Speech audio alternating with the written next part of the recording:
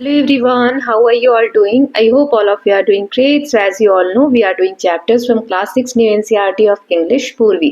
So हमने unit 4 start किया था और इसके 3 पार्ट्स ऑलरेडी हम कवर कर चुके हैं.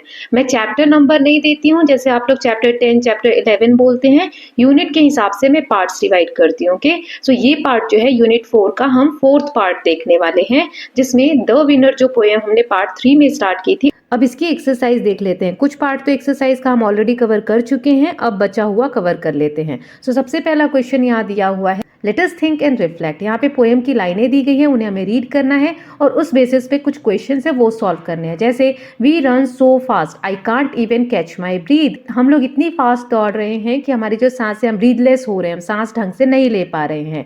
तो यहाँ पर लाइन को ब्रेक कर करके लिखा गया है, छोटे छोटी लाइन्स लिखी गई है ना. ऐसा क्यों है कि पोएट इतना ज्यादा थका हुआ है या थकी हुई है कि बोलते वक्त वो हाँफ रही है. ओके, सो इसीलिए लाइन्स को छोटा छोटा ब्रेक करके लिखा है.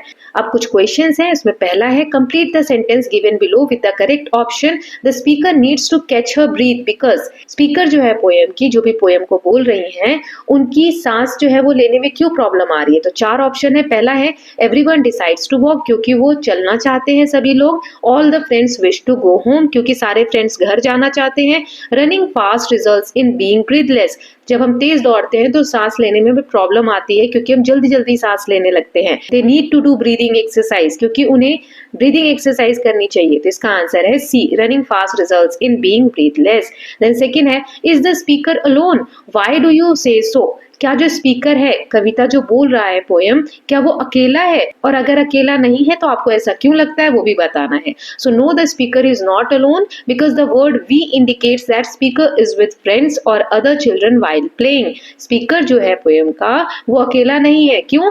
देखो पोएम में वर्ड्स यूज हुए हैं वी जैसे, है ना. वी रन सो फास्ट, तो वी कब यूज करते हैं? जब हमारे साथ बहुत सारे लोग हों, है ना. सो स्पीकर के साथ भी उसके फ्रेंड्स हैं जो उसके साथ खेल रहे हैं. Now what does the pattern in the lines tell us. जो ये पैटर्न है कि छोटी छोटी लाइन्स लिख के और तब आपको एक्सप्लेन किया गया है. सो इसका आंसर है द पैटर्न. जो छोटी छोटी लाइनें लिख के आपको दिखाई गई हैं, so the pattern with words arranged in short separated lines reflect the speakers breathlessness after running fast.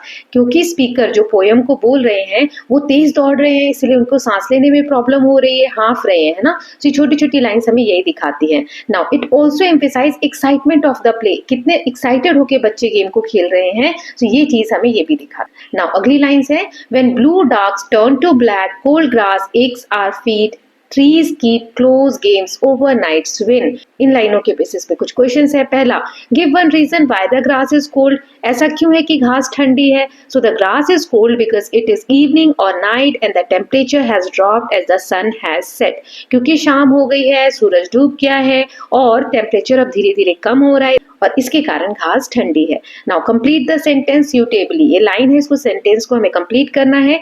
The children's feet are aching because, जो बच्चे हैं उनके तलवे, फीट जो है वो दुख रहे हैं, एक कर रहे हैं. ऐसा क्यों है? So they have been running and playing for a long time on the cold ground, क्योंकि जमीन बहुत ठंडी है और उस पर वो बहुत देर से खेल रहे हैं, जिसके कारण उनके पैरों में दर्द हो रहा है. Now why does night win, अंधेरा क्यों जीत गया. So night wins because the, 4 option है.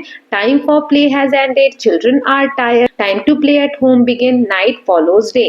सो इसका आंसर है time for play has ended. Game जो खेल रहे हैं बच्चे, उनका समय अब समाप्त हो गया है, इसलिए नाइट विन, अंधेरा जीत गया है, रात जीत गई है. Now next question is let us learn. Read the information given in the table and what the poet has done in the poem the winner. Now इस टेबल में जो हमने पोएम पढ़ी उसकी कुछ लाइंस इधर दी हुई हैं और पोएट ने इसके साथ क्या मीनिंग निकाला है या क्या किया है वो दिया हुआ है, और कुछ और एग्जाम्पल्स भी दिए हैं. जैसे पहली लाइन है, I can't even catch my breath. So यहाँ पे This tells us that children are really out of breath. बच्चे बहुत ज्यादा थक गए हैं. The pattern is used to highlight them being out of breath. इस तरीके से छोटे छोटे ब्रेक करके सेंटेंसेस को लिखने का मतलब ये है कि बच्चे हाफते हुए बोल रहे हैं. राइट नाउ इसका एक और एग्जाम्पल यहाँ पे दिया है, The leaves are falling, falling, falling. पत्ते जो है गिरते जा रहे हैं. ऐसा कभी कभी यूज होता है पोएम में. सो पत्ते के गिरने के फ्लो को देखो, इस तरीके से पत्ते गिरते हैं, तो उसको दिखाने के लिए falling, falling, falling इस तरीके से लिखा है. नाउ यहाँ नीचे दिया है, now try to write some examples of your own for both. Use your imagination when creating these examples. आपको अपने हिसाब से सोचकर कुछ एग्जाम्पल्स लिखने हैं इसी तरीके के. तो जैसे the stars are twinkling twinkling twinkling, तारे जो हैं वो इस तरीके से चमक रहे हैं, तो ऐसे लाइन्स हम लिख सकते हैं। फिर नेक्स्ट वाला है नाइट विंस, यानी अंधेरा जीत गया। सो अंधेरा, ये कोई इंसान तो है नहीं जो जीत सकता है, हार सकता है ना। So the poet has used human qualities in animates things. So night कोई ह्यूमन नहीं है, लेकिन उसको ह्यूमन जैसी क्वालिटी दे दी है पोएट ने एनिमेट करके कि अंधेरा जीत गया। अंधेरा जीतता हारता नहीं है, ह्यूमन बीइंग जीतते हारते हैं किसी भी गेम में, है ना, लेकिन अंधेरे को यहाँ पर ह्यूमन जैसी कैटेगरी दे दी है। उसे क्या कर दिया है, पर्सोनिफाई कर दिया है, पर्सन की कैटेगरी दे दी है। So here the night has been shown as winning, it is called personification. इसी को हम पर्सोनिफिकेशन कहते हैं। जैसे एक एग्जांपल यहाँ दिया है, the sun played hide and seek with the clouds. आसमान में सूरज कभी बादलों के पीछे छुप जाता है, कभी निकल जाता है।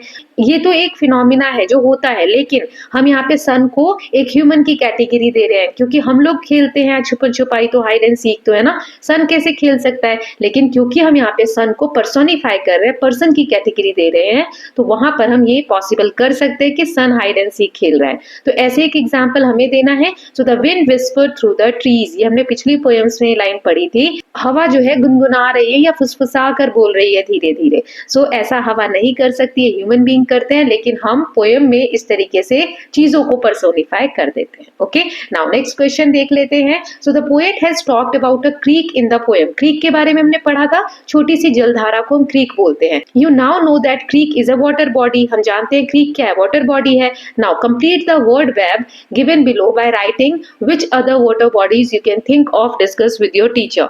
सो आपको वाटर बॉडीज के और कोई सी 6 नाम बताने हैं जो हम यूज करते हैं, और उसको देखकर हमें लगता है हाँ हम पानी की किसी भी एक जलधारा की बात कर रहे हैं। Okay, so river, right, lake, pond, sea, ocean, stream, तो ये सारे क्या है, जो वाटर बॉडीज है उनके ही डिफरेंट डिफरेंट नेम्स है। ओके, इनके बारे में आप ज्योग्राफी में और डिटेल में पढ़ेंगे। Now next is let us listen. यहाँ पे हमें कुछ रिडल्स दिए गए हैं, स्पोर्ट्स से रिलेटेड पहेलियां हैं, उन्हें फाइंड आउट करना है, और जो भी स्पोर्ट है उनके नाम यहाँ पर टेबल में लिखने हैं। तो पहली रिडल है, run and pass, kick a black and white ball, kick it straight into the goal, watch for mud, don't fall, what sport am I. So ball से रिलेटेड गेम है कि उसको हम किक करते हैं, पास करते हैं और फिर गोल करते हैं। तो यहाँ पर फुटबॉल की बात हो रही है, क्योंकि बॉल का कलर भी दिया है ब्लैक एंड व्हाइट। तो देखो यहाँ पे बॉल का कलर ब्लैक एंड व्हाइट है, राइट। सो ये हो गया इसका आंसर। सेकंड है, hold your breath say who too till you touch 1 or 2, take care to keep a distance wide as you run back to your team side, which sport am I. So ये कबड्डी की बात हो रही है। कबड्डी में हम कोई सी भी एक फ्रेज बोलते हुए जाते हैं, जैसे तू ऐसे, या कबड्डी कबड्डी कबड्डी कबड्डी, है ना, और फिर दूसरी टीम में जाके एक दो जने को छू के और फिर अपने साइड आ जाते हैं। सो ये गेम कौन सा है, कबड्डी। नाउ थर्ड है, in the water hold your breath, the water is very cold, arms turns, legs kick, in the blue pool, which sport I am. So यहाँ पे पानी में तैरने की बात हो रही है, तो स्विमिंग गेम है, राइट।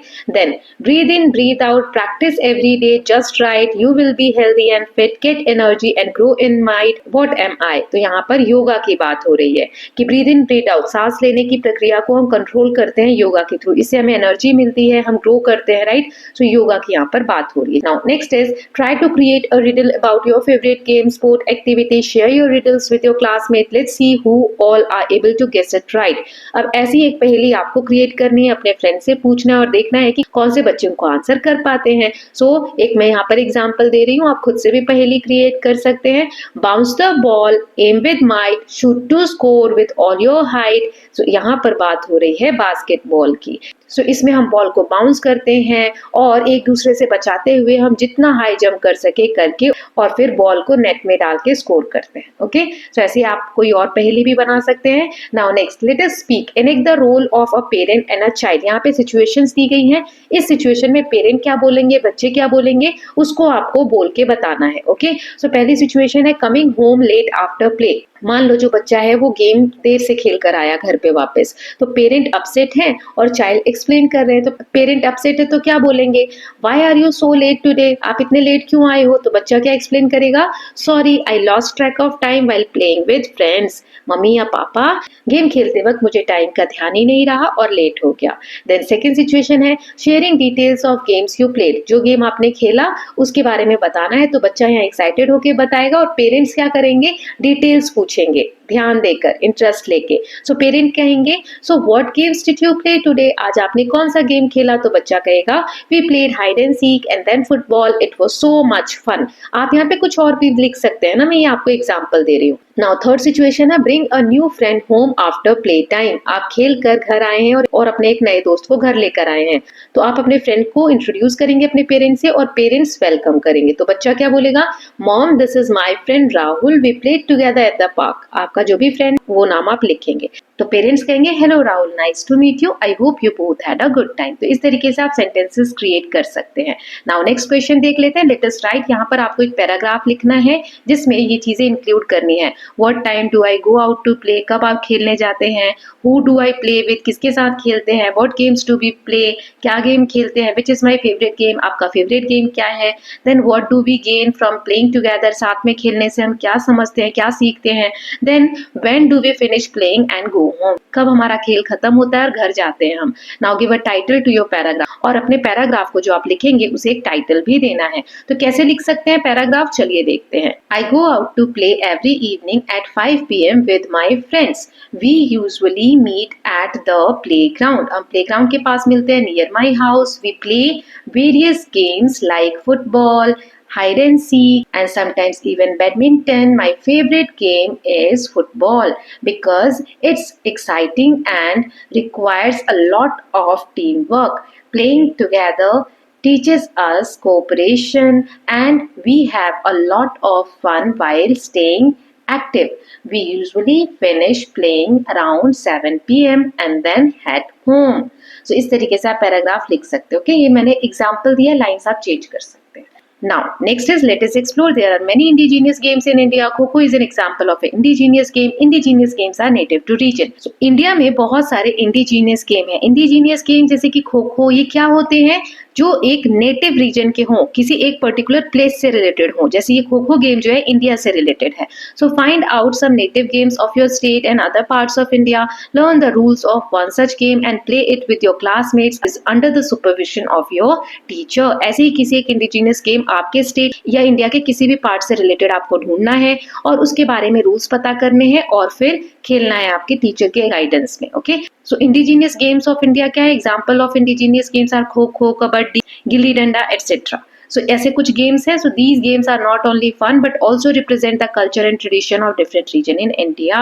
So इन गेम्स के बारे में आप पता करेंगे और खेल भी सकते हैं। So इसके साथ स्टूडेंट्स हमने ये चैप्टर पूरा कवर कर लिया है। आप देख सकते हैं यूनिट 4 का द विनर पार्ट भी हमने कवर कर लिया।